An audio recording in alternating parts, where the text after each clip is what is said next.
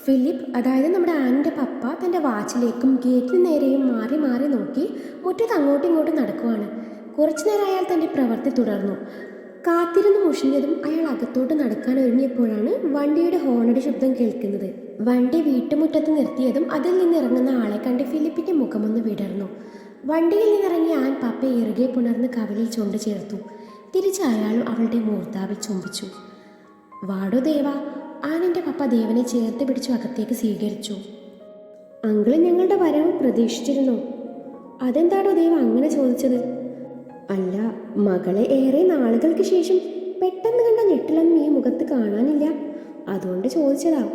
അതുമല്ല, അങ്കിൾ ആരെയോ പ്രതീക്ഷിച്ച് വീട്ടുമുറ്റത്ത് നിൽപ്പായിരുന്നു എന്ന് തോന്നുന്നു. തനിക്ക് പറ്റിയ പണി പോലീസായിരുന്നു. ചോദ്യം അമ്മാതിരിയാണ് കേട്ടോ, ഫിലിപ്പ് ചിരിയോടെ പറഞ്ഞു. എന്ത് ചെയ്യാം അങ്കിൾ, ആഗ്രഹമുണ്ടായിരുന്നു. പക്ഷെ ആഗ്രഹിച്ചാൽ മാത്രം പോരല്ലോ. ഈ സ്കൂളിലും കോളേജിലും പഠിക്കാത്തവരെ പോലീസിലെടുക്കില്ലല്ലോ. കോളേജിൽ ചേരാൻ ആഗ്രഹിച്ചു പോയപ്പോൾ സ്കൂളിൽ പഠിച്ചവരെ മാത്രമേ കോളേജിൽ ചേർക്കുള്ളൂന്ന്. നമ്മൾ വിവരവും വിദ്യാഭ്യാസവും ഇല്ലാത്ത ആളായിപ്പോയില്ലേ, എന്ത് ചെയ്യാം? ആനിനെ ഇടം കണ്ടാലെ നോക്കി ദേവ് പറഞ്ഞു. വിദ്യാഭ്യാസം ഇല്ലാത്തവനോ? താനോ? കൊള്ളാം, തൻ്റെ ക്വാളിഫിക്കേഷൻസൊക്കെ ഞാൻ എന്നേ അറിഞ്ഞതാ. അതും പോരാഞ്ഞിട്ട് ഇവൾ പഠിക്കുന്ന കോളേജിലെ CEO ആയ തനിക്ക് വിവരമില്ലെന്ന് പറഞ്ഞാൽ ഞാൻ വിശ്വസിച്ചത് തന്നെ. കൂടാതെ ദേവ് കൺസ്ട്രക്ഷൻസിൻ്റെ MD-യും. പഠിച്ചു നേടിയ പ്രൊഫഷനും ഇപ്പോൾ ചെയ്യുന്ന ജോലിയും തമ്മിൽ യാതൊരു ബന്ധവുമില്ല താനും. എവിടെയോ എന്തൊക്കെയോ തകരാറ് പോലെ. ഫിലിപ്പ് തൻ്റെ സംശയം അവനോട് തുറന്നു പറഞ്ഞു. ജീവിതം അങ്ങനെയാണെങ്കിൽ നമ്മളെ നമ്മളല്ലാതാക്കി മാറ്റും. ശരിയാടോ, ജീവിതം ഒരു വലിയ പാഠപുസ്തകമാണ്. അതിലെ ചില അധ്യായങ്ങൾ നമുക്ക് പഠിക്കാൻ പ്രയാസമായിരിക്കും. പപ്പ അയാളോട് പറഞ്ഞത് കേട്ടത് മാൻ വിചാരിക്കുവാണ്. അപ്പോൾ അയാളാണോ ഇയാൾ? ക്ലാസ്സിലെ ചില കോഴിക്കുഞ്ഞുങ്ങൾ ഇടയ്ക്ക് പറയുന്നത് കേട്ടിരുന്നു. അവരുടെ ക്രഷും ആരാധനാ പുരുഷനും ചുള്ളനുമായ കോളേജ് CEO-യെ. അയ്യേ, ഇയാളെ അവരൊക്കെ ഇത്രയും നാൾ വായി നോക്കിയത്. ഇനി അടുത്ത തവണ ചുള്ളം വന്നാൽ ചുള്ളനൊന്ന് കാര്യമായി വായി നോക്കിയിട്ട് തന്നെ ബാക്കി കാര്യം. സെലിൻ പറഞ്ഞതാണ് കമ്പനിക്ക് താനും കൂടെ ചെല്ലണമെന്ന്. കർത്താവെ, ഇപ്പോഴെങ്കിലും അറിഞ്ഞത് നന്നായി, ഇല്ലേ ഞാൻ പെട്ടേനെ. എന്നെക്കുറിച്ച് എന്ത് കരുതിയേനെ? അന്നേരം സെല്ലിന് കമ്പനി കൊടുത്തതാണെന്ന് പറയാൻ പറ്റുമോ? കർത്താവെ, അങ്ങേരെ എന്നെ ഒന്ന് സ്നേഹിച്ച് വരുന്നതേ ഉള്ളൂ. അതിനിടയിൽ നീ എനിക്ക് 8ൻ്റെ പണി തരാൻ പ്ലാൻ ചെയ്തിരുന്നില്ലേ? Oh my God, this is too much. ഞാൻ പിണങ്ങോട്ടോ? അല്ല, അതിന് മാത്രം ഗ്ലാമർ ഇയാൾക്കുണ്ടോ? ഹേ, ഇല്ലേ? അങ്ങനെ ചോദിച്ചാൽ ചിരി സൂപ്പറാണ്. പിന്നെ മുഖവും കൊള്ളാം, നല്ല കളറും ഉണ്ട്. ബോഡിയും കൊള്ളാം. ഇതിപ്പോൾ എല്ലാം കൊള്ളാം എന്ന് പറഞ്ഞാൽ എങ്ങനെയാ? സ്വഭാവം ഒട്ടും കൊള്ളില്ല. ഇപ്പം ഇത്തിരി സ്നേഹമൊക്കെ ഉണ്ടെന്നേ ഉള്ളൂ. എന്നാലും എവിടെയോ ചില തകരാറുണ്ട്. പിന്നെ ഉണ്ട്. പാഞ്ചാലി വസ്ത്രാക്ഷേപം നടത്തിയത് ഞാനൊന്നും മറന്നിട്ടില്ല. അത് ഭയങ്കര മോശം തന്നെയാണ്. താലി കെട്ടി എന്നും പറഞ്ഞ് എന്തും ചെയ്യാൻ അയാൾക്ക് ആരാ ലൈസൻസ് കൊടുത്തത്? ഞാനിത്തിരി പാവമായതുകൊണ്ട് അതങ്ങ് ക്ഷമിച്ചു. അല്ല പിന്നെ, സ്വഭാവം ഒഴികെ മൊത്തത്തിൽ പറഞ്ഞാൽ കോഴിക്കുഞ്ഞുങ്ങൾക്ക് കൊത്തിപ്പറിക്കാനുള്ള ചന്തമൊക്കെ ഉണ്ട്. എനിക്ക് ചെറുതായി കുശം പിടിച്ചു എന്നൊരു സംശയം. ഇല്ലില്ല, പാവങ്ങളുടെ ആഗ്രഹമല്ലേ, അവർ നോക്കിക്കോട്ടല്ലേ. ഇങ്ങേരെ തിരിച്ച് നോക്കില്ലെന്ന് എനിക്കല്ലേ അറിയുള്ളൂ. എന്നെ ഒന്ന് നോക്കിക്കിട്ടാൻ തന്നെ ഞാൻ എന്തോരം കഷ്ടപ്പെട്ടതാ. പിന്നെ അവളുമാരെ എല്ലാവരെയും ഒന്നിച്ച് നോക്കുന്നത് നടന്നത് തന്നെ. ആനിന് ചിരി വന്നു. ഒറ്റയ്ക്ക് എന്തോ ആലോചിച്ച് ചിരിക്കുന്ന ആനിനെ നോക്കി ദേവ് പറഞ്ഞു. അങ്കിൾ, ഇപ്പം ഇടയ്ക്ക് ഇത് പതിവാണ്. ഇത് നേരത്തെയുള്ള അസുഖമാണോ? ട്രീറ്റ്മെൻ്റ് ഒന്നും ചെയ്തില്ലേ? ഞാനിതുവരെ ഇത് കണ്ടിട്ടില്ല. കാര്യമായി എന്തോ തകരാറുണ്ട്. ഫിലിപ്പ് ചിരിയോടെ മറുപടി പറഞ്ഞു. വലിയ തമാശ. രണ്ടാൾക്കും ഫിലോസഫി പറഞ്ഞു കഴിഞ്ഞെങ്കിലേ അടിയനകത്ത് കയറായിരുന്നു. നീ കേറിക്കോടി മോളെ, ഇവിടെ കയറാൻ നിനക്ക് അനുവാദം വേണോ? ഒറ്റക്കല്ലല്ലോ വന്നത്, കൂടെ ഒരാളും കൂടി ഉണ്ടല്ലോ. മാനേഴ്സ് കീപ്പ് ചെയ്യണ്ടേ പപ്പ? അതൊക്കെ പോട്ടെ, എനിക്ക് നല്ല വിശപ്പുണ്ട് കേട്ടോ. പപ്പ കഴിക്കാൻ വല്ലതുണ്ടോ? നീ അകത്ത് വാ, നിങ്ങൾക്ക് കഴിക്കാനുള്ളതൊക്കെ നമുക്ക് സെറ്റ് ചെയ്യാം. പപ്പ, നോൺ വെജ് ഒന്നുമില്ലല്ലോ. ഇവിടെ ഒരാൾക്ക് നോൺ വെജ് തീരെ ഇഷ്ടമില്ല. ദേവിനെ നോക്കി ആൻ പറഞ്ഞു. നിനക്കും നോൺ വെജിനോട് താല്പര്യമില്ലല്ലോ, അതുകൊണ്ട് ഞാനും ഇപ്പോൾ കംപ്ലീറ്റ് വെജിറ്റേറിയനായി മാറി എന്നും പറഞ്ഞ് ഫിലിപ്പ് ഇരുവരെയും അകത്തേക്ക് സ്വീകരിച്ചു. അകത്തേക്ക് കയറിയ ദേവൻ വീട് മുഴുവൻ ഒന്ന് കണ്ണോടിച്ചു. വളരെ വൃത്തിയോടെ സൂക്ഷിക്കുന്ന ഓടിട്ട പഴയ മോഡൽ വീട്. കാണാൻ നല്ല ഭംഗിയുള്ള വീടായിരുന്നു അത്. ലിവിംഗ് റൂമിൻ്റെ ഒരു ഭാഗത്ത് ഒരുക്കിയ പ്രെയർ ഏരിയയിലേക്ക് അവൻ്റെ കണ്ണുകൾ എത്തി നിന്നു. ചുവരിൻ്റെ ഒരു ഭാഗത്ത് നിറയെ ആനും പപ്പയും ഒരുമിച്ചുള്ള പല പോസിലുള്ള ഫോട്ടോസ്. എല്ലാത്തിലും അവളെ കാണാൻ പ്രത്യേക ഭംഗിയാണെന്ന് അവന് തോന്നി. അവൻ്റെ നോട്ടം കണ്ടിട്ടാവണം ഫിലിപ്പ് പറഞ്ഞു. ചെറിയ വീടാ, സൗകര്യങ്ങളൊക്കെ കുറവായിരിക്കും. ദേവിന് അഡ്ജസ്റ്റ് ചെയ്യാൻ പറ്റുമെന്നറിയില്ല. എനിക്കിങ്ങനെ വലിയ സൗകര്യമൊന്നും വേണമെന്നില്ല. വീട് നല്ല നീറ്റ് ആൻഡ് ക്ലീൻ ആയിരിക്കണം എന്നേ ഉള്ളൂ. ഒറ്റ നോട്ടത്തിൽ തന്നെ എനിക്ക് മനസ്സിലായി അങ്കിളും ഇത്തിരി വൃത്തി കൂടുതലുള്ള കൂട്ടത്തിലാണെന്ന്. കയറി വന്നപ്പോഴേ ഒരു പോസിറ്റീവ് വൈബ്. എനിവേ, എനിക്ക് വീട് ഒരുപാട് ഇഷ്ടമായി എന്നവൻ ചിരിയോടെ പറഞ്ഞതും ഫിലിപ്പ് ആനയോട് അവനെ മുറിയിലേക്ക് കൂട്ടിക്കൊണ്ടുപോകാൻ പറഞ്ഞു. ഇത് കേട്ടതും ആനവനെ മുറിയിലേക്ക് കൊണ്ടുപോയി. കുളിയൊക്കെ കഴിഞ്ഞ് 3 പേരും ഒരുമിച്ച് ഭക്ഷണം കഴിക്കാനിരുന്നതും ദേവൻ ഫിലിപ്പിനെ നോക്കി പറഞ്ഞു, അങ്കിള് കിടിലൻ സദ്യ തന്നെ ഒരുക്കിയിട്ടുണ്ടല്ലോ. മോള് രഹസ്യ വിവരം തന്നിരുന്നുല്ലേ?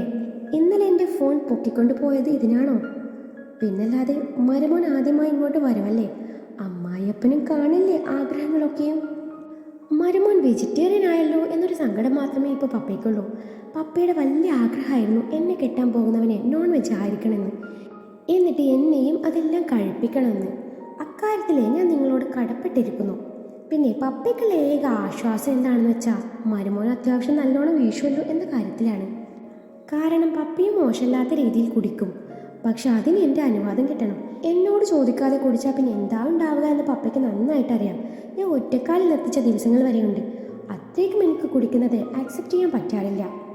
ഇതിപ്പോൾ പപ്പയുടെ സന്തോഷം എന്താണെന്ന് വെച്ചാൽ നിങ്ങൾ കുടിച്ചാൽ ഞാനൊന്നും പറയില്ലെന്ന് നന്നായിട്ടറിയാം. നിങ്ങൾക്ക് കമ്പനി തരാനാണെന്ന് പറഞ്ഞ് ആ വകയിൽ വീശാലോ. നിങ്ങളുള്ളപ്പോൾ ഞാൻ മിണ്ടാതിരിക്കുമെന്ന് പപ്പ കരുതി. പക്ഷേ പപ്പ, ഞാനത് ഒരിക്കലും അനുവദിച്ചു തരില്ല. നിങ്ങളെ ഒരുമിച്ച് ചേർസ് പറയാനേ ഞാൻ സമ്മതിക്കില്ല കേട്ടോ. അരക്കുടിയനും മുഴുക്കുടിയനും ഒരുമിച്ച് കുപ്പി പൊട്ടിച്ചാലേ വെളുക്കുവോളം നിങ്ങൾ ചേർസ് പറയുമെന്നേ എനിക്ക് നന്നായിട്ടറിയാം. മോളെ, എൻ്റെ ആഗ്രഹങ്ങൾ ഓരോന്നായി നീ തട്ടിത്തെറിപ്പിക്കുകയാണല്ലോ.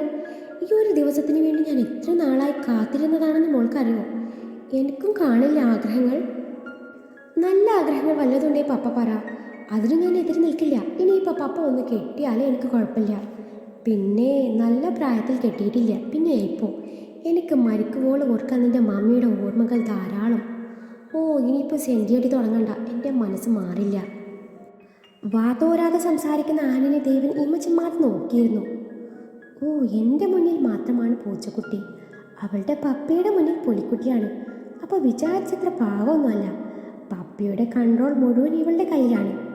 ഇവൾ പറയുന്നതൊക്കെ അങ്ങേര് അക്ഷരം പ്രതി അനുസരിക്കുന്നുണ്ട്. നാളെ എൻ്റെ അടുക്കലും ഇതുപോലെ നിബന്ധനകൾ കൊണ്ട് വന്നെന്ന് വരാം. ഓ പിന്നെ സ്നേഹമൊക്കെ ഉള്ളത് ശരിയാണ്. പക്ഷെ എന്നോടെങ്ങാനും ഇങ്ങനെ പറയാൻ വരട്ടെ, ചവിട്ടിക്കൂട്ടു ഞാൻ. എൻ്റെ തീരുമാനങ്ങളോട് നോ പറഞ്ഞാൽ ഞാൻ ക്ഷമിച്ചെന്ന് വരില്ല. അത് എത്രയും പെട്ടെന്ന് അന്നെ കൊച്ചിനെ മനസ്സിലാക്കി കൊടുക്കണം. അദ്ദേഹം ഓരോന്ന് ചിന്തിക്കുവാണ്. ചിന്തയെ പാടെ ഉപേക്ഷിച്ചു ഭക്ഷണം ആസ്വദിച്ച് കഴിച്ചു. അങ്ങനെ 2 ദിവസം 3 പേരും അവിടെ അടിച്ചു പൊളിച്ചു. അതിനുള്ളിൽ ദേവും പപ്പയും തമ്മിൽ നല്ലൊരു ആത്മബന്ധം ഉടലെടുത്തു. തിരിച്ചു പോകുന്നതിന് മുൻപ് പപ്പയെ കൊണ്ട് ചേർസ് പറയിപ്പിക്കാൻ അവൻ മറന്നില്ല. തലേ ദിവസം രാത്രി ആൻ ഉറങ്ങിയതും ഗസ്റ്റ് റൂമിൽ ചെന്ന് ദേവും പപ്പയും മൂക്കുമുട്ടെ കള്ളു കുടിച്ചു. കുടിച്ച് ഇരുവരും അവിടെ തന്നെ ഉറങ്ങിപ്പോയി. രാവിലെ എഴുന്നേറ്റ് ആൻ കാണുന്നത് ബോധമില്ലാതെ ഉറങ്ങുന്ന ദേവിനെയും പപ്പയുമാണ്. കൂടെ നിറഞ്ഞു നിൽക്കുന്ന കുപ്പികളും അച്ചാറും മിക്സ്ചറും. ദേഷ്യത്തിൽ നിൽക്കുന്ന ആനിനെ കണ്ടതും അവളുടെ പപ്പ എന്തോ കൊലക്കുറ്റം ചെയ്ത പോലെ അവളുടെ മുന്നിൽ തല താഴ്ത്തി നിൽക്കുന്നുണ്ട്. അത് കണ്ടതും ദേവ് അവൾക്ക് നേരെ പുച്ഛം വാരി വിതറി. അന്ന് മുഴുവൻ അവൾ പപ്പയോട് പിണങ്ങി നിന്നതെങ്കിലും പോവാൻ നേരം പപ്പയെ കെട്ടിപ്പിടിച്ച് കരഞ്ഞതും അതോടെ അവരുടെ വഴക്ക് കോംപ്രമൈസായി. പക്ഷെ ദേവിനോടുള്ള അവളുടെ പിണക്കം മാറിയില്ല. തനിക്ക് കുടിക്കുന്നത് ഇഷ്ടമല്ലെന്ന് അവനെ ബോധിപ്പിക്കാൻ വേണ്ടിയാണ് പപ്പയുടെ കുടിയുടെ കാര്യം അവന് മുന്നിൽ എടുത്തു പറഞ്ഞത്. അത് കേട്ടിട്ടെങ്കിലും ആളുടെ കുടി കുറച്ച് കുറയട്ടെ എന്ന് കരുതിയപ്പോൾ ഇവിടെ പപ്പയും കൂടി മൂക്കറ്റും കുടിപ്പിച്ച് കിടത്തിയിരിക്കുന്നു. ഇക്കാര്യത്തിൽ ഒരു തീരുമാനമാവാതെ ഞാൻ മിണ്ടാൻ പോവില്ല എന്ന തീരുമാനത്തിൽ അവൾ അവനോട് ഒരക്ഷരം മിണ്ടാതെ വണ്ടിയിൽ കയറിയിരുന്നു. അവനാണെങ്കിൽ ഇതൊക്കെ എന്ത് എന്ന ഭാവത്തിൽ വണ്ടിയിൽ ഉറക്കെ പാട്ടും വെച്ച് താളം പിടിക്കുന്നുണ്ട്. ദുഷ്ടൻ! അവിടെ നിന്ന് എന്തൊരു സ്നേഹമായിരുന്നു. ഇയാൾക്ക് ഓരോ നാട്ടിൽ ഓരോ സ്വഭാവവും. ഇതിപ്പോ ഞാൻ പിണക്കാണെന്ന് അറിഞ്ഞിട്ട് ഒരു കൂസിലുണ്ടോ എന്ന് നോക്കിക്കേ. ഇനി പഞ്ഞുമിട്ടായെന്നും പറഞ്ഞിട്ട് ദേഹത്ത് തൊടാൻ വാ, അപ്പ കാണിച്ചു തരാം. അവനെ നോക്കി മനസ്സിൽ പറഞ്ഞവൾ മുഖം തിരിച്ചു. നിന്റെ മുഖത്ത് കടന്നൽ കുത്തിയായിരുന്നോ? ഇന്നലെ തൊട്ട് ഇങ്ങനെയാണല്ലോ. ആനൊന്നും മിണ്ടിയില്ല. പിണക്ക ആണെങ്കിൽ നിന്റെ പിണക്ക നടക്കട്ടെ. എനിക്ക് അത്രയും നേരം നിന്റെ പരാതിയും പരിഭവവും ഒക്കെ കേൾക്കണ്ടല്ലോ. You carry on. Thank you. എനിക്കെല്ലാം മനസ്സിലായി. എന്നെ ഇഷ്ടമാണെന്ന് പറഞ്ഞ ചുമ്മാ അതാണല്ലേ? ഞാൻ മിണ്ടുന്നത് ഇഷ്ടമില്ലെന്നല്ലേ ആ പറഞ്ഞതിനർത്ഥം? ഇത് നേരത്തെ പറഞ്ഞിരുന്നെങ്കിൽ പപ്പയുടെ കൂടെ നിന്നേനല്ലോ. ഞാൻ വന്നത് തെറ്റായിപ്പോയി. ഓരോ സമയത്തും ഓരോന്ന് പറഞ്ഞ് എന്നെ പറ്റിക്കുക. ഞാൻ പാവമായതുകൊണ്ടല്ലേ എന്നെ ഇങ്ങനെ വേദനിപ്പിക്കണേ? കണ്ണു നിറച്ച് പറയുന്നവളെ കണ്ട ദേവന് ഒരു നിമിഷം വിഷമം തോന്നി. നീ പാവമെന്നോ? കൊള്ളാം, നല്ല തമാശ. 2 ദിവസം മുന്നേ വരെ ഞാനും കരുതിയത് നീ ഒരു പാവം പൂച്ചക്കുഞ്ഞാണെന്ന്. പക്ഷെ നിന്റെ വീട്ടിലെത്തിയപ്പോഴല്ലേ നിന്റെ യഥാർത്ഥ സ്വഭാവം എനിക്ക് പിടികിട്ടിയത്. അതോടെ എനിക്ക് നിന്നോടുണ്ടായിരുന്ന മതിപ്പൊക്കെ ആവിയായിപ്പോയി. അതിന് ഞാൻ എന്ത് ചെയ്തു എന്നാ അവൾ ചുണ്ട് കോട്ടിക്കൊണ്ട് ചോദിച്ചു. എന്ത് ചെയ്തു എന്നാ? നിനക്ക് വേണ്ടി സ്വന്തം ജീവിതം വേണ്ടെന്ന് വെച്ച നിന്റെ പപ്പയെ നീ ഇത്രയും നാൾ മാനസികമായി പീഡിപ്പിക്കുകയായിരുന്നില്ലേ? ഞാനോ? പിന്നല്ലാതെ ആ പാവത്തിന് നീ എന്തെങ്കിലും ചെയ്യാൻ സമ്മതിക്കോ? എല്ലാത്തിനും നിന്റെ പെർമിഷൻ വേണം. നിന്നെ പേടിച്ച് അദ്ദേഹം വാ തുറക്കുന്നത് ഞാൻ കണ്ടിട്ടില്ല. എന്തിനു ഉള്ളിലെ സങ്കടം മറക്കാൻ ഒരു സ്മോൾ അടിക്കാൻ വരെ നിന്റെ പെർമിഷൻ. നീ പറയുന്നതേ കഴിക്കാൻ പാടുള്ളൂ, കുടിക്കാൻ പാടുള്ളൂ. രാവിലെ എഴുന്നേറ്റ് ആ മനുഷ്യരെ വീടിന് ചുറ്റും ഓടിക്കുന്നു. ഉറക്കം പോലും ഇല്ലാതെ നിന്റെ താളത്തിന് അങ്ങനെ തുള്ളുന്നു. ഹലോ, ഇതൊക്കെ ഞാൻ ചെയ്യുന്നത് എൻ്റെ പപ്പയുടെ ആരോഗ്യത്തിന് വേണ്ടിയാ. എൻ്റെ നിയന്ത്രണത്തിൽ ജീവിക്കുന്ന അങ്ങേർക്ക് ഷുഗറില്ല, പ്രഷറില്ല, കൊളസ്ട്രോൾ ഇല്ല, യാതൊരുവിധ ആരോഗ്യ പ്രശ്നങ്ങളില്ല. 50-ലും 25-കാരുടെ ചുറുചുറുക്കാണ് എൻ്റെ പപ്പയ്ക്ക്. പിന്നെ ഈ വയസ്സാങ്കാലത്ത് അങ്ങേർക്ക് എന്തിനീ ചുറുചുറുക്കൊക്കെ? അങ്ങേര് ലൈഫൊന്ന് ആസ്വദിക്കട്ടെ. അങ്ങേര് കുടിക്കുന്നുണ്ടെങ്കിൽ കുടിക്കട്ടെ എന്ന് നീ എന്തിനാ അങ്ങേരെ ഇങ്ങനെ തളച്ചിടുന്നത്? അങ്ങനെ എൻ്റെ പപ്പയെ കുടിപ്പിച്ചിട്ട് ഇയാൾക്ക് എന്താണ് കിട്ടാൻ പോകുന്നത്? പിന്നെ പപ്പ ഇന്നും ഹെൽത്തി ആയി ഇരിക്കുന്നുണ്ടെങ്കിൽ അതൊക്കെ എൻ്റെ ഈ കഴിവാണ്. എനിക്കെൻ്റെ പപ്പയെ കുറേ കാലം കൂടി ഇങ്ങനെ കാണണം. ഞാൻ എപ്പോഴാണ് ഒറ്റയ്ക്കാവുന്നതെന്ന് പറയാൻ പറ്റില്ല. അപ്പം എനിക്ക് പപ്പ മാത്രമേ ഉണ്ടാവുള്ളൂ. അതിനു വേണ്ടിയാണ് ഞാൻ പപ്പയെ ഓരോന്നിലും ഇങ്ങനെ വിലക്കുന്നത്. നിങ്ങളുടെ ഇപ്പോഴത്തെ പ്രശ്നം എന്താ? ഞാൻ നിങ്ങളുടെ കാര്യത്തിലും ഇതുപോലെ ഇടപെടുമെന്നതാണോ? വളഞ്ഞു മൂക്ക് പിടിക്കേണ്ട ആവശ്യമൊന്നുമില്ല. പറയാനുള്ളത് നേരെ പറയാം. എനിക്ക് നിങ്ങൾ കുടിച്ചാലോ കുടിച്ചില്ലെങ്കിലോ ഒന്നുമില്ല. മദ്യം നിങ്ങളുടെ കൂടെപ്പിറപ്പാണല്ലോ. അതിനു മുന്നിൽ നിങ്ങൾക്ക് ഞാൻ ആരുമല്ലല്ലോ. ദേവ് നാരായണൻ ഒരിക്കലും മാറില്ല, മാറാൻ പോണില്ല. സ്വയം നശിക്കാൻ കച്ച കെട്ടിയിറങ്ങിയാൽ ഞാൻ എന്ത് ചെയ്യാനാ? അതേടി, നീ വിചാരിച്ചാലൊന്നും ഞാൻ മാറാൻ പോണില്ല. ഞാൻ പറഞ്ഞതാ എൻ്റെ കൂടെയുള്ള ജീവിതം അത് നിനക്ക് വേദനയും സങ്കടങ്ങളും മാത്രമേ ഉണ്ടാക്കുകയുള്ളൂ എന്ന്. എല്ലാം സഹിക്കാൻ തയ്യാറായി ഇറങ്ങി തിരിച്ചതാണല്ലോ. പിന്നെ ഇപ്പം എന്ത് പറ്റി? ഞാൻ പറഞ്ഞതല്ലേ എന്നെ ഒരു കാര്യത്തിലും പറഞ്ഞു തിരുത്താൻ പാടില്ലെന്ന്. എൻ്റെ സ്നേഹം അത് നിനക്ക് ഞാൻ വേണ്ടുവോളം തരും. ഭാര്യ എന്ന അധികാരം എവിടെയും കാണിക്കാം. പക്ഷെ ഈ കാണുന്ന ദേവ് നാരായണനെ മൊത്തത്തിൽ അങ്ങ് തിരുത്താനുള്ള ലൈസൻസായി അതിനെ നീ കാണരുത്. ഞാൻ ഇങ്ങനെയാണ്. ഈ ദേവനെ നിനക്ക് വേണമെങ്കിൽ പ്രണയിക്കാം, അല്ലെങ്കിൽ ഉപേക്ഷിക്കാം. ആർക്ക് വേണ്ടിയും ഞാൻ മാറാൻ പോണില്ല. പിന്നെ നിന്റെ പപ്പയെ ഞാൻ ഇനി കുടിപ്പിക്കാനൊന്നും പോണില്ല. ആളെ ഒന്ന് സന്തോഷിപ്പിക്കാൻ വേണ്ടി ചെയ്തതാ അത്. നിന്റെ പപ്പ നീ വിചാരിക്കും പോലെ ഒത്തിരി ഒന്നും കുടിച്ചിട്ടില്ല. നീ പറഞ്ഞ പോലെ ഈ ഉള്ളവൻ്റെ ലിവറൊക്കെ അടിച്ചു പോയി അങ്ങ് തട്ടിപ്പോയാ നീ ഒറ്റക്കായി നിനക്ക് കൂട്ടിന് നിന്റെ പപ്പ ഉണ്ടാവണം എന്നത് എൻ്റെയും ആവശ്യമാണ് എന്നും പറഞ്ഞ് അവൻ വണ്ടിയുടെ സ്പീഡ് ഒന്നുകൂടെ കൂട്ടി. അതോടെ അവളുടെ കണ്ണ് നിറഞ്ഞു വന്നു. ഏങ്ങി ഏങ്ങി കരയുന്നവളുടെ മുഖത്തേക്ക് നോക്കാതെ അവൻ വണ്ടി മുന്നോട്ടെടുത്തു. വണ്ടി വഴിയരികിൽ ഒന്ന് ഒതുക്കി വെച്ച് അവളെ നോക്കിയപ്പോഴേക്കും അവൾ കരയുകയാണ്. ആൻ, നിന്നെ വേദനിപ്പിക്കാൻ പറഞ്ഞതല്ല. നീ പപ്പയുടെ കാര്യത്തിൽ കാണിക്കുന്ന ഈ ശ്രദ്ധ വൈകാതെ എൻ്റെ കാര്യത്തിൽ ഉണ്ടായെന്ന് വരാം. കുടിക്കുമ്പോൾ ഞാനങ്ങ് മൂക്കറ്റം കുടിക്കും. അന്നേരം നീ എന്തെങ്കിലും ചോദ്യം ചെയ്താൽ ഞാൻ ദേഷ്യത്തിൽ എന്തൊക്കെയാ ചെയ്യുക എന്നെനിക്ക് പോലും അറിയില്ല. നിന്നെ അറിഞ്ഞുകൊണ്ട് വേദനിപ്പിക്കാൻ ഞാൻ ആഗ്രഹിക്കുന്നില്ല. അതാ ഞാൻ മുൻകൂട്ടി പറഞ്ഞത്. ഞാനെങ്ങാനും കുടിച്ചു വന്നാൽ ദയവ് ചെയ്ത് കുടിച്ചിട്ടുണ്ടോ, എന്തിനാ കുടിച്ചത്, എനിക്കിതിൻ്റെ സ്മെല്ല് ഇഷ്ടമല്ല എന്നൊന്നും പറഞ്ഞേക്കരുത്. ഇനിയിപ്പോൾ അന്നേരം ഞാൻ ഉമ്മ വെച്ചാൽ കൂടി നീ അത് സ്വീകരിച്ചേക്കണം. കള്ളു വയറ്റി ചെന്നാലേ ഞാൻ വേറൊരു ദേവനായി മാറും. മനസ്സിൽ അത്രയും ടെൻഷൻ വരുമ്പോഴേ പതിവുള്ളൂ. അതിനിടയിൽ എൻ്റെ തലയിൽ ഒന്നും കയറില്ല.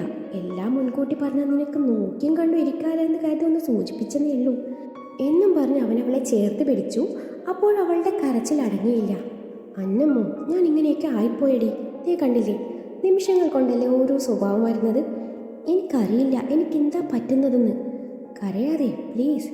പപ്പയുടെ പുലിക്കുട്ടി എൻ്റെ മുന്നിൽ എന്തിനാ പൂച്ചക്കുട്ടിയാവുന്നത്? ബാത്തോരാതെ സംസാരിക്കുന്ന ആനിനെ എനിക്കിഷ്ടപ്പെട്ടു എന്നും പറഞ്ഞ് അവളുടെ നെറ്റിയിൽ ചുണ്ടി ചേർത്തു. ദേവേട്ടാ, എന്നോട് പറഞ്ഞൂടെ, എന്താ നിങ്ങളുടെ വിഷമം? നിങ്ങൾ അലട്ടുന്ന എന്തോ ഒരു കാര്യമുണ്ട്, അതെന്താ? വേണ്ടാൻ, ഞാൻ ഓർക്കാൻ ആഗ്രഹിക്കാത്ത കാര്യങ്ങളാണ് അതൊക്കെ. വീണ്ടും അത് ഓർത്താൻ എനിക്ക് പറ്റില്ല. ആ ദേവൻ നീ മരിച്ചു കഴിഞ്ഞു. പ്രണയം തകർച്ച മാത്രമല്ല എന്നെ ഇങ്ങനെ ആക്കിയത്. പ്രണയം തകർന്നു എന്ന കാരണത്താൽ എല്ലാം വേണ്ടെന്ന് വെക്കാൻ ഞാനൊരു മണ്ടനൊന്നുമല്ല. അതൊരു ചെറിയ സംഭവം മാത്രമാണ്. അതിലും എത്രയോ വലുത് എനിക്ക് നഷ്ടപ്പെട്ടു. ദേവൻ എന്ന വ്യക്തി തന്നെ അതോടെ ഇല്ലാതായി. എൻ്റെ പാഷൻ, എൻ്റെ പ്രൊഫഷൻ എല്ലാം അതിലൂടെ ഞാൻ വേണ്ടെന്ന് വെച്ചു. അവൻ്റെ കണ്ണ് നിറഞ്ഞു വന്നു.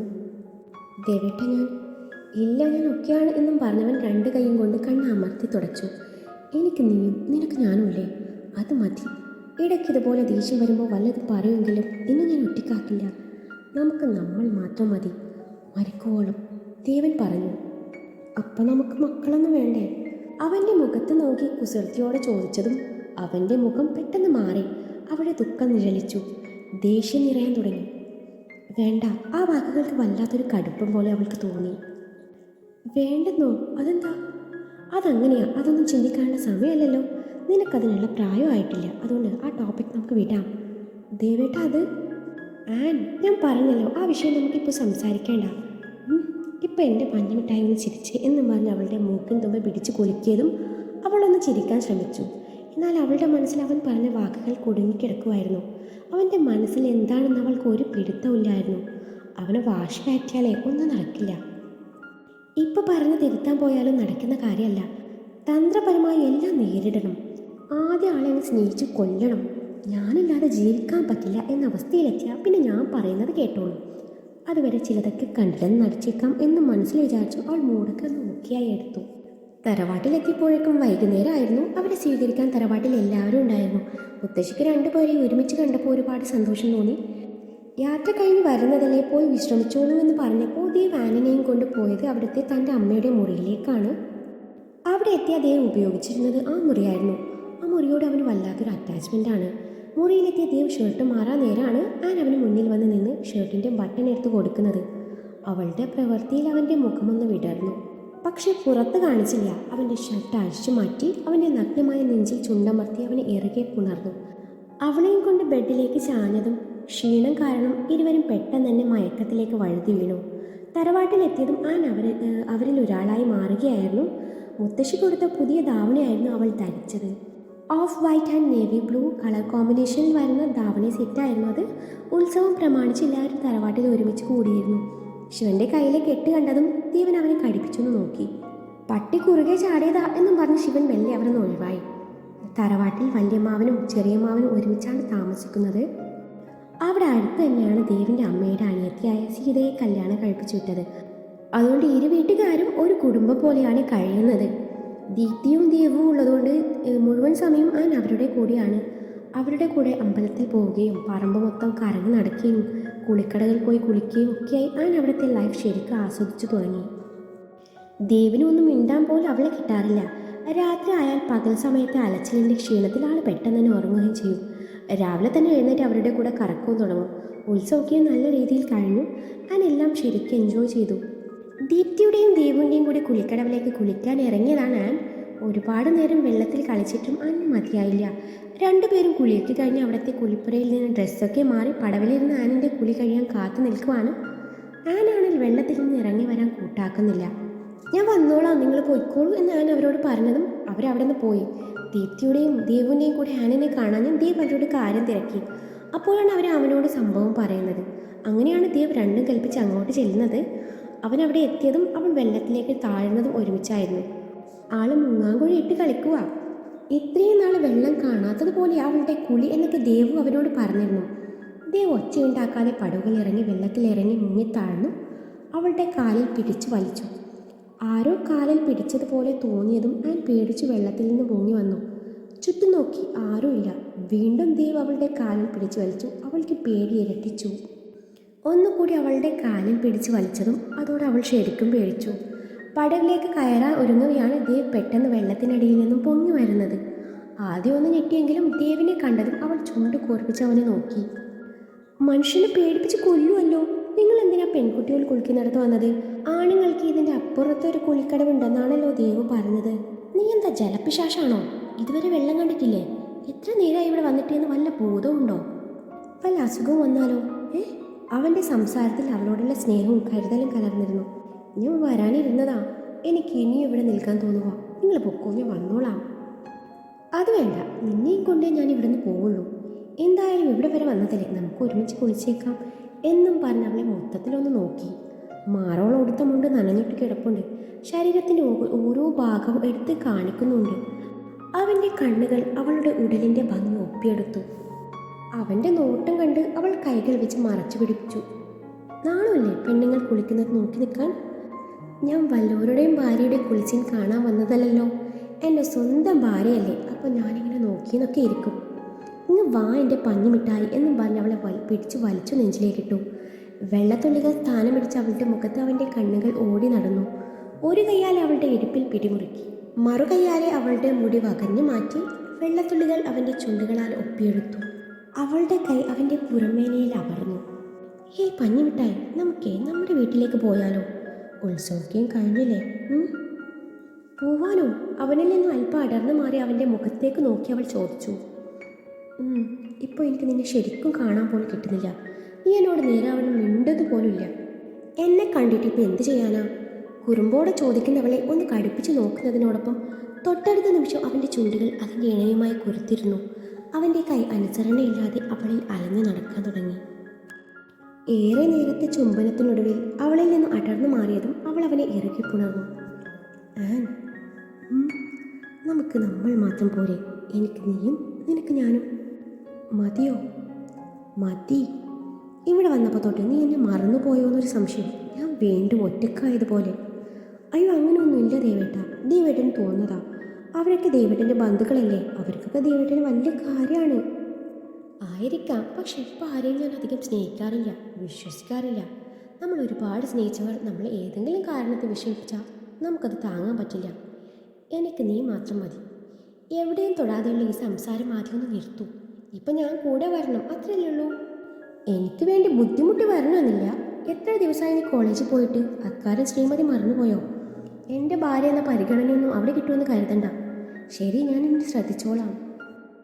അപ്പം നാളെ നമ്മൾ പോകുന്നു എന്നും പറഞ്ഞ് അവൻ അവളെ ഇറുകെ പുണർന്നു. രണ്ടുപേരും ഒരുമിച്ച് കുറച്ചു നേരം വെള്ളത്തിൽ കളിച്ചു, ഒന്നിച്ച് കുളിച്ചു. കുളിക്കടവിൽ നിന്ന് പുറത്തിറങ്ങി. പിറ്റേ ദിവസം ആൻ ആൻ ദേവൻ്റെ ഗൗരവം നിറഞ്ഞ ശബ്ദം കേട്ടാണ് ആൻ മുറിയിലേക്ക് വന്നത്. എന്താ ദേവേട്ടാ? ഇതേതായി കൊച്ച്? ബെഡിൽ കിടന്നുറങ്ങുന്ന 3 വയസ്സ് പ്രായം തോന്നിക്കുന്ന പെൺകുഞ്ഞിനെ കാട്ടി ദേവ് ചോദിച്ചതും ആൻ ആ കുഞ്ഞിനെ ഒന്നുകൂടി നോക്കി പറഞ്ഞു. അത് ദേവേട്ടാ, അപ്പുറത്തെ വീട്ടിലെ സിന്ധു ചേച്ചിയുടെ മോളുടെ മൂത്ത കുട്ടിയാ. അവർ സെക്കൻഡ് ടൈം പ്രഗ്നൻ്റ് ആണ്. അവർ ഹോസ്പിറ്റലിൽ ചെക്കപ്പിന് പോവാൻ നേരം ഇവിടെ ആക്കിയിട്ട് പോയതാ. എൻ്റെ കൂടെ കളിച്ച് കളിച്ച് പാവം ഉറങ്ങിപ്പോയി. ദേവേട്ട, എന്ത് ക്യൂട്ടാണല്ലേ കുട്ടി. എനിക്കങ്ങ് വീട്ടിലേക്ക് കൊണ്ടുപോകാൻ തോന്നുക. ദേവേട്ട, നമുക്കേ ആദ്യത്തേത് ഇതുപോലൊരു പെൺകുഞ്ഞ് മതി കേട്ടോ. എപ്പോഴാണോ അതൊക്കെ നടക്കുക? ആൻ ഇടം കണ്ടിട്ട് അവനെ നോക്കിക്കൊണ്ട് പറഞ്ഞു. അത് കേട്ടതും അവൻ്റെ മുഖം വലിഞ്ഞു മുറുകി. ഒന്ന് നിർത്തുന്നുണ്ടോ? എപ്പോൾ നോക്കിയാലും കുഞ്ഞ് കുഞ്ഞ്. ഈ ഒരൊറ്റ വിചാരമേ ഉള്ളൂ. പെട്ടെന്ന് ഈ കുട്ടി എവിടെ നിന്ന് മാറ്റിക്കേ. അത് കേട്ടതും ആൻ അവനെ ഒന്ന് നോക്കിപ്പോയി. ആ കുട്ടി ഉറങ്ങുന്നത് കണ്ടില്ലേ? പാവം കുട്ടി. ഇപ്പം എടുത്താൽ എഴുന്നേൽക്കും. അതുകൊണ്ട് ഇവിടെ കിടന്നോട്ടെ. പറ്റില്ല, എനിക്കൊന്ന് കിടക്കണം. അതിനെന്താ, നിങ്ങൾക്ക് ഇവിടെ കിടക്കാൻ സ്ഥലമുണ്ടല്ലോ. ദേവ് മുഷ്ടി ചുരുട്ടി പിടിച്ച് ദേഷ്യം നിയന്ത്രിച്ചു പറഞ്ഞു. ആൻ, എന്നെ ദേഷ്യം പിടിപ്പിക്കല്ലേ. എനിക്കിതുപോലുള്ള കുഞ്ഞുങ്ങളെ കാണുന്നതേ ഇറിറ്റേഷനാണ്. നീ കൊണ്ടുപോകുന്നു അതോ? അവൻ്റെ വായിൽ നിന്ന് വരുന്ന ഓരോ വാക്കുകളും ആനിൻ്റെ ഹൃദയം തകർക്കാൻ പാകത്തിലുള്ളതായിരുന്നു. ആ കുഞ്ഞിനെ അവിടെ നിന്ന് എടുത്തു മറ്റൊരു മുറിയിൽ കിടത്താൻ നേരം അവളുടെ ഉള്ളിൽ ഒരുപാട് ചോദ്യങ്ങൾ ഉയർന്നു വന്നു. കുഞ്ഞുങ്ങളെക്കുറിച്ച് പറയുമ്പോൾ ആ മുഖം മാറുന്നത് ഒരുപാട് തവണ ശ്രദ്ധിച്ചതാ. എപ്പോഴും പറയുന്നത് എനിക്ക് നീയും നിനക്ക് ഞാനും മാത്രം മതിയെന്നാണ്. അപ്പോഴൊന്നും അതിനർത്ഥം അവൾക്ക് മനസ്സിലായിരുന്നില്ല. അപ്പോൾ ദേവേട്ടനെ കുഞ്ഞുങ്ങളെ സ്നേഹിക്കാൻ പറ്റില്ലേ? നാളെ തങ്ങൾക്കൊരു കുഞ്ഞുണ്ടായ ദേവേട്ടൻ ആ കുഞ്ഞിനെ ഇങ്ങനെ ആയിരിക്കും കാണുക. ഇനി ഇക്കാരണം കൊണ്ടാണോ തന്നിൽ നിന്ന് അകലം പാലിക്കുന്നത്? ആയിരിക്കില്ല. തൻ്റെ ആരോഗ്യ പ്രശ്നം കൊണ്ടാണ് ദേവേട്ടൻ അതൊക്കെ തൽക്കാലത്തേക്ക് വേണ്ടെന്ന് വെച്ചത്. ഓരോന്നും ആലോചിച്ച് ആനിൻ്റെ കണ്ണ് നിറഞ്ഞു വന്നു. 2 ദിവസത്തിന് ശേഷം, ദേവേട്ടാ പോവാം, ഞാൻ റെഡി. എങ്ങോട്ടോ പോവാൻ റെഡിയായിരിക്കുന്ന ദേവിൻ്റെ അരികിൽ ആൻ വന്ന് പറഞ്ഞു. എങ്ങോട്ട്? കോളേജിലോട്ട്. അതിന് നീ എൻ്റെ കൂടെ വരുന്നു എന്ന് ആര് പറഞ്ഞു? അതിനാരെങ്കിലും പറയണോ? ഞാനിന്ന് നിങ്ങളുടെ കൂടെയേ വരുള്ളൂ. നിങ്ങളും ഓഫീസിലോട്ട് പോകാൻ റെഡിയായിരിക്കുവാണല്ലോ. അതിൻ്റെ കൂടെ എന്നെ കോളേജിൽ ഇറക്കിയാൽ നിങ്ങൾക്കെന്താ? എനിക്കിന്ന് അല്പം ധൃതിയുണ്ട്. ഞാനിന്നേ ആ വഴിയല്ല പോകുന്നത്. ഈ ശിവൻ്റെ കൂടെ പോയിക്കോ. അവനിന്ന് അങ്ങോട്ടാ എന്നും പറഞ്ഞ് അവളുടെ കവളിൽ ഒന്ന് തട്ടി. അവൻ ധൃതിയിൽ വണ്ടിയിൽ കയറിപ്പോകുന്നത് കണ്ടതും അവൾക്ക് ദേഷ്യം വന്നു. ശിവൻ്റെ പരിക്കൊക്കെ ഭേദമായി കാറിലായിരുന്നു ഇരുവരുടെ യാത്ര. പോകുന്ന വഴിയിൽ ആൻ ആകെ മൂഡ് ഓഫ് ആയിരുന്നു. ശിവൻ അത് ശ്രദ്ധിച്ചിരുന്നുവെങ്കിലും അവനൊന്നും ചോദിച്ചില്ല. വണ്ടി ടൗണിലൂടെ കടന്നു പോവുകയാണ്. ഇടയിൽ ശിവൻ വണ്ടി ഒന്ന് നിർത്തി പെട്ടെന്ന് വരാം എന്നും പറഞ്ഞ് വണ്ടിയിൽ നിന്നിറങ്ങി. അവൻ പോയതും വണ്ടിയുടെ ഡാഷ്ബോർഡിൽ നിന്ന് ഫോൺ റിങ് ചെയ്യുന്നത് കേട്ടിട്ടാണ് അവൻ അത് ആരുടേതാണെന്ന് അറിയാൻ അതെടുത്ത് നോക്കുന്നത്. ഡിസ്പ്ലേയിൽ സെലിൻ എന്ന പേരും കൂടി ഇരുവരും ഒരുമിച്ചെടുത്ത സെൽഫിയും കണ്ടതോടെ ആനിൻ്റെ കണ്ണിപ്പ് പുറത്ത് വരുന്ന പോലെയാണുള്ളത്. ശേഷം ഫോൺ ഉണ്ടായ സ്ഥലത്ത് വെച്ച് ഒന്നും അറിയാത്ത പോലെ ഇരുന്നു. ഓ, അപ്പോൾ ഇങ്ങനൊരു ലൈൻ വലി നടക്കുന്നുണ്ടല്ലേ? എന്നിട്ട് അവൾ എന്നോട് പറഞ്ഞു. ദുഷ്ട, കാണിച്ചു കൊടുക്കുന്നുണ്ട്. ആനിൻ്റെ ഉള്ളിൽ ചിരിവിരിഞ്ഞു. ശിവൻ തിരിച്ചു വന്ന് വണ്ടിയിൽ കയറി. ഡ്രൈവ് ചെയ്യുന്ന ശിവനെ ആനൊന്ന് നോക്കി. ശിവേട്ടാ, നിങ്ങളുടെ ഫോൺ റിങ് ചെയ്തിരുന്നു കേട്ടോ. ഞാൻ ശബ്ദം കേട്ടിട്ട് ഡാഷ്ബോർഡിലൊന്ന് നോക്കിയതാ. 2-3 തവണ വിളിച്ചിരുന്നു. ഒരു സെലിൻ എന്നാണ് പേര് കണ്ടത്. തൻ്റെ മുഖത്ത് നോക്കാതെ പറയുന്ന ആനെ നോക്കാൻ നേരം ശിവൻ ചോദിച്ചു, അറിഞ്ഞൂല്ലേ? എന്തറിഞ്ഞൂന്ന് ആനൊന്നും അറിയാത്ത പോലെ പറഞ്ഞു. ആക്ച്വലി ആ ഫോട്ടോ ചുമ്മാ എടുത്തതാ. റിലേഷൻ തുടങ്ങിയിട്ട് കുറച്ചേ ആയുള്ളൂ. ചമ്മിയ ചിരിയിലൂടെ പറയുന്ന ശിവനെ നോക്കി ആൻ ചോദിച്ചു, ആണോ? വീണ്ടും ഒരു കിഡ്നാപ്പ്, അതാണോ പ്ലാൻ? അല്ലാതെ അവളുടെ അപ്പൻ സമ്മതിക്കുമെന്ന് തോന്നുന്നില്ല. വ്യത്യസ്ത മതം, പോരാതെ തമ്മിൽ പണി കൊടുക്കാൻ നടക്കുന്ന ശത്രുക്കൾ. അതുമല്ല, ഇനിയും മുത്തശ്ശി ഇതുപോലൊരു കല്യാണത്തിന് സമ്മതിക്കോ? ഇക്കാര്യം ദേവേട്ടനറിയോ? ഇല്ല, സമയമാകുമ്പോൾ പറയാമെന്ന് തോന്നി. എനിക്കറിയില്ല ദേവേട്ടന് സമ്മതിക്കുമെന്ന്. നിങ്ങളിതൊക്കെ ആലോചിച്ചിട്ട് തന്നെയാണോ ഈ തീരുമാനത്തിലെത്തിയത്? ദേവേട്ടൻ എൻ്റെ ഇഷ്ടത്തിനെതിരെ പറയില്ല. കോശിയോടുള്ള വാശിപ്പുറത്ത് തുടങ്ങിയ ബന്ധ സ്നേഹിച്ചു വന്നപ്പോൾ പിരിയാൻ വയ്യ എന്നായിരിക്കുമാണ്. എനിക്കറിയില്ല എന്താവെന്നൊന്നും. ഒന്ന് മാത്രമേ അറിയുള്ളൂ, എനിക്കൊരു ജീവിതം ഉണ്ടെങ്കിൽ കൂടെ അവളും കാണും. ബാക്കിയൊക്കെ വരുന്നിടത്ത് വെച്ച് കാണാം. ശിവേട്ട, അവളെ വിഷമിപ്പിക്കലേ, അവളൊരു പാവാണ്. അവനൊന്ന് അമർത്തി മൂളി. കോളേജിൽ ഇറങ്ങാൻ തീരുമാനം ശിവനോടായി പറഞ്ഞു, ഞാൻ അറിഞ്ഞ കാര്യം അവളോട് പറയല്ലേ. എനിക്ക് പണി വാങ്ങിച്ചു തരുമോ? ഇല്ല എന്നും പറഞ്ഞ് ചെറുചിരിയാലെ അവൾ വണ്ടിയിൽ നിന്ന് ഇറങ്ങി. ബ്രേക്ക് ടൈമിലാണ് ആനിനോടും സെലിനോടും കൂട്ടുകാർ വന്ന് പറയുന്നത്, ഇന്ന് CEO വന്നിട്ടുണ്ട്. ഇന്ന് വന്നത് ബ്രദറാണെന്ന് തോന്നുന്നു. നമ്മുടെ ചുള്ളൻ്റെ അത്ര പോരെങ്കിലും ഇയാൾ കൊള്ളാം, സൂപ്പറാണ്. അപ്പോഴാണ് ആനിന് മനസ്സിലാകുന്നത് ഇവർ പറയുന്നത് ശിവനെയാണെന്ന്. ആൻ, നമുക്കൊന്ന് മുട്ടി നോക്കിയാലോ? അനിയനെങ്കിൽ അനിയൻ, നമുക്ക് സമയം പോകണം. നമ്മൾ ബോർഡ് ഓഫ് ഡയറക്ടേഴ്സിന് മുന്നിൽ അവതരിപ്പിക്കാൻ വെച്ചിരുന്ന നമ്മുടെ പ്രശ്നങ്ങളിൽ നിന്ന് അയാളോട് പറഞ്ഞാലോ? ദൂരെ നിന്ന് വരുന്ന ഗേൾസിന് കോളേജ് വക ടൗൺ വരെ ട്രാവൽ ഫെസിലിറ്റി അറേഞ്ച് ചെയ്യണം. കോളേജിൽ നിന്നും ടൗൺ വരെ കോളേജ് ബസ് സർവീസ് ഉണ്ടെങ്കിൽ അവർക്കൊക്കെ ഒരുപാട് ഹെൽപ്പായിരിക്കും. കൂടെ ആനുവൽ ഡേക്ക് ചീഫ് ഗസ്റ്റായി കണ്ട മുതുക്കന്മാരെ കൊണ്ടുവരുന്നതിന് പകരം സിനിമാ നടന്മാരെ കൊണ്ടുവരുന്ന കാര്യം കൂടി സൂചിപ്പിക്കണം. ഇതും പറഞ്ഞ് അങ്ങോട്ട് ചെന്ന ആ വകയിൽ നമുക്ക് വായി നോക്കുകയും ചെയ്യാലോ. ഒരു വെടിക്ക് 2 പക്ഷി. കാക്കയുടെ വിശപ്പം മാറും, പശുവിൻ്റെ കടിയിൽ നിൽക്കും. സെലിൻ പറഞ്ഞത് കേട്ടതും ആനിന് തോന്നി ഇതാണ് ഇവൾക്ക് പണി കൊടുക്കാൻ പറ്റിയ അവസരം. അതും മനസ്സിൽ കരുതി പറഞ്ഞു, ശരി, ഞാൻ വരാം. പക്ഷെ ഞാനൊന്നും പറയില്ല, നീ പറഞ്ഞേക്കണമല്ല. പിന്നല്ലാതെ അയാളുടെ സംസാരിക്കാൻ കിട്ടിയ അവസരം ഞാൻ വേണ്ടെന്ന് വെക്കൂ. നല്ല കാര്യമായി. എടി, അവന്മാർ നമ്മുടെ ടീംസ് അല്ലെന്ന്, ഹിന്ദുക്കളാ. പോയിട്ട് നിനക്ക് പ്രത്യേകിച്ച് ഗുണമൊന്നും ഉണ്ടാവില്ല. നിന്റെ അപ്പൻ സമ്മതിക്കോ? ആരാ ഇത് പറയുന്നത്? നിന്റെ സ്വന്തം പ്രോപ്പർട്ടി പിന്നെ നമ്മുടെ ടീമായിരിക്കുമല്ലോ. എൻ്റെ അപ്പൻ സമ്മതിക്കാനേ ഞാൻ അയാളെ കെട്ടാനല്ല പോണത്, ചെറുതായൊന്ന് മുട്ടാനാ. Just for an entertainment. ഡി, എന്നെ കാണാനിപ്പോൾ കൊള്ളാവോ? ഞാൻ ഓക്കെ ആണല്ലോ. മേക്കപ്പ് കുറഞ്ഞു പോയോടി. എന്താ നിൻ്റെ ഉദ്ദേശം? 2 തോണിയിൽ കാല വെക്കാനാ? അതെന്താടി മുന്നിൽ വെച്ചൊരു സംസാരം?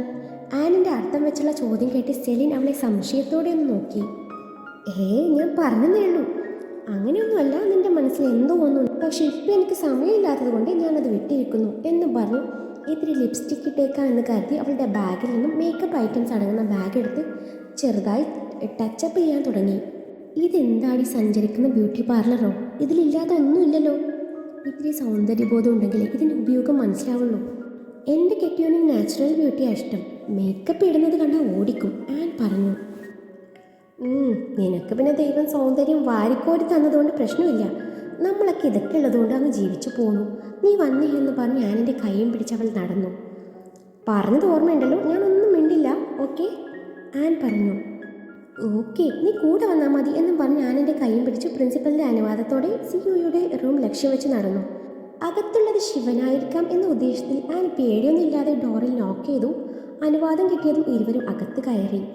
അകത്തിരിക്കുന്ന സിഇഒയെയും അനിയനെയും കണ്ടതും സെലിൻ കിളിപ്പോയി നിൽക്കുവാണ്. പ്രതീക്ഷയ്ക്ക് വിപരീതമായി ശിവന്റെ കൂടെ ദേവിനെയും കണ്ടതും ആനും വായും പൊളിച്ച് നിന്നുപോയി. ശിവനും ദേവും വേറെ ഒരാൾ വന്നേരം സംസാരിക്കുമായിരുന്നു. ഇരുവരെയും നോക്കി വെയിറ്റ് ചെയ്യാൻ പറഞ്ഞു അവർ സംസാരം തുടർന്നു. കർത്താവ്, ഇവരായിരുന്നു ചുള്ളനും അനിയനും. കെട്ടിയോനെ കണ്ടിട്ട് നീ എന്താടി ഞെട്ടാത്തത്? എടി, ടെൻഷൻ കാരണം എൻ്റെ മുട്ട് വിരക്കുക, ആൻ പതുക്കെ പറഞ്ഞു. നിനക്ക് മുട്ട് വിരക്കുന്നതല്ലേ, എനിക്ക് മുള്ളാ മുട്ടുക. എൻ്റെ കെട്ടിയോൻ എന്നെ നിർത്തി പൊരിക്കും. ഞാൻ ശത്രുവിൻ്റെ മോളാണല്ലോ. എടി, ഇപ്പം നീ എൻ്റെ ഫ്രണ്ടായിട്ടാണ് കാണുന്നത്, അതുകൊണ്ട് ആ ടെൻഷൻ വേണ്ട. അപ്പോഴേക്കും അകത്തുണ്ടായിരുന്ന മറ്റൊരാൾ അവിടെ നിന്ന് പോയിരുന്നു. കാര്യമായി പെറുപെറുക്കുന്ന 2 പേരെയും നോക്കി ദേവ് ഗൗരവത്തിൽ ചോദിച്ചു, എന്താ നിങ്ങൾക്ക് പറയാനുള്ളത്? അവൻ്റെ സംസാരത്തിലെ ഗൗരവം മനസ്സിലായതും സെലിൻ ചാടിക്കയറി പറഞ്ഞു, ഇവൾക്കാണ് സാർ പറയാനുള്ളത്. അത് കേട്ടതും ആൻ അവളെ ദഹിപ്പിച്ച് നോക്കി. ഈ ദുഷ്ടേ, ഇനി ഒരു ഐ ലവ് യു പറഞ്ഞ് പെട്ടെന്ന് എസ്കേപ്പായാൽ മതിയെന്ന്. വേണേ ഒരു ഉമ്മയും കൊടുത്തു, അതോടെ ആൾ മെൽറ്റാവും. അപ്പോൾ നമുക്ക് മെല്ലെ മുങ്ങാം.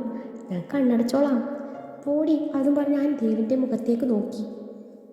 എന്താ ഒന്നും പറയാനില്ലേ? അത് പിന്നെ ഞാൻ നിന്ന് പരുങ്ങി. അവൻ്റെ മുഖത്തെ അന്നേരത്തെ ഭാവം കണ്ടപ്പോൾ തന്നെ അവളുടെ ധൈര്യം മുഴുവൻ ചോർന്നു പോയിരുന്നു. അതുകൊണ്ട് ദേവിന് ചിരി വന്നു പോയി. ചിരി പുറത്ത് കാട്ടാതെ ഒരു മിനിറ്റ് എന്നും പറഞ്ഞ് ദേവ് ശിവന് നേരെ തിരിഞ്ഞു. എടാ, നമ്മുടെ വഴിയോരത്ത് കിട്ടുന്ന ഒരു തരം സ്വീറ്റ് ചോക്ലേറ്റ് ഇല്ലേ, അതിൻ്റെ പേരെന്താടാ? ഒരു പിങ്ക് കളറിൽ പഞ്ഞിപ്പോയി വരുന്ന ഒരു സ്വീറ്റ്. ഓ, പഞ്ഞു മിഠായി, കോട്ടൺ കാൻഡി. ശിവൻ ഉറക്കെ പറഞ്ഞതും. യെസ്, അതെന്നെ, പഞ്ഞു മിഠായി. അത് കഴിക്കാൻ എനിക്കൊരു മോഹം. കിട്ടാൻ വല്ല വഴിയുണ്ടോടാ? ഇടം കണ്ടിട്ട് തന്നെ നോക്കി പറയുന്നവനെ കണ്ടതും ആനൻ്റെ ബാക്കിയുള്ള ധൈര്യവും ചോർന്നു പോയി. ചുണ്ടിനു മീതെ വിയർപ്പ് കണങ്ങൾ പൊടിഞ്ഞു. ഹൃദയം ടപ്പാൻ കുത്ത് കളിക്കാൻ തുടങ്ങി.